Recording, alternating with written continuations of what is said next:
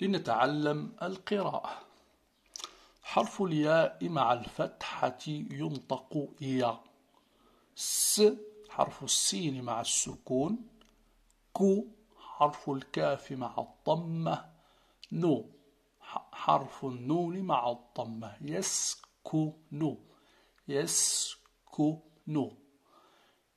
يسكن. يكتب يكتب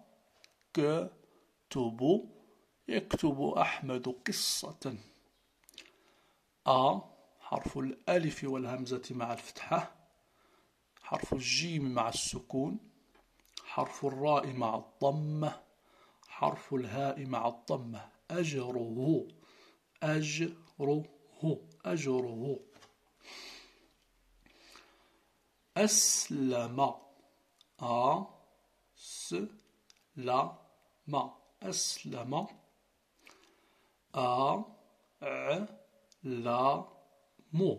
أعلم أعلم. سيف سيف حرف السين. حرف الياء. حرف الفاء. سيف. حرف الألف مع الهمزة والفتحة. أحمد أحمد أحمد أحمد. أعفية حرف الفاء مع الكسرة والياء مع الفتحة. أعفية أصلها أعفى.